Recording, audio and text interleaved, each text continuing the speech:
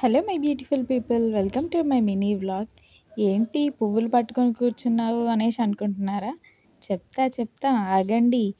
ఏంటి అంటే ఫస్ట్ అయితే మన వ్లాగ్ చూస్తున్నారు కానీ ఎవరు లైక్ చేస్తలేరు, సబ్స్క్రైబ్ చేస్తలేరు.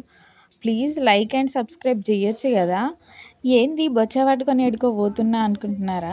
ఏడికి లేదండి, మా పెద్దమ్మ వాళ్ళ ఇంటి దగ్గర పువ్వులు పూస్తున్నాయి అన్నమాట. చాలా పువ్వులు పూసాయి, రోజు ఊరికే పోతున్నాయి. ఇంకా ఈరోజు అయితే మా నాన్నమ్మ చనిపోయి 9వ నెల అయిపోయి 10వ నెల పడుతుందన్నమాట. సో ఇంకా మా నాన్నమ్మకి దండ అల్లి పెడదాము అని చెప్పేసి మా పెద్దమ్మ వాళ్ళ ఇంటి దగ్గర అయితే పువ్వులు తెంపడానికి వెళ్ళాను. ఇవి వచ్చేసి కాసిమల్లె పువ్వులు, ఇది వచ్చేసి మందార పువ్వు. పువ్వులైతే చాలా పూసాయి, చాలా వేస్ట్ అవుతున్నాయి అని చెప్పేసి నేనైతే తెంపుతున్నాను ఇంకా.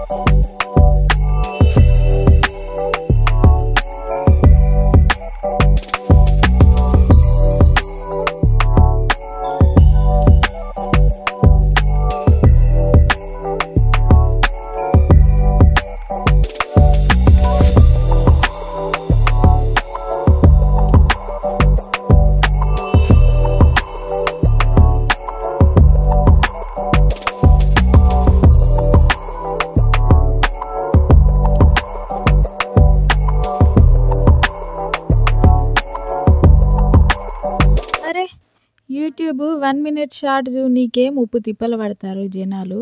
ఇక 3 మినిట్స్ అంటే ఏం చూస్తారు చెప్పుర్రి. సరే చూసిన నిమిషమైనా ప్లీజ్ ఒక లైక్ చేయండి, అట్లనే సబ్స్క్రైబ్ చేసి నన్ను సపోర్ట్ చేయర్రి. ఇక మొత్తం పువ్వులైతే అవే అనమాట. ఇక వాటిని అయితే నేను మాల కట్టిన, మొత్తం అల్లిన అనమాట. చాలా పువ్వులు అయినాయి. ఇంకా వాటిని మాల కట్టి మా నాన్నమ్మకి తాతయ్యకి దండ వేసాను. మొత్తానికైతే చూడండి ఎలా చేశాను అనేది. మీలో ఈ పువ్వులంటే ఎంతమందికి ఇష్టమో కామెంట్ చేయర్రి.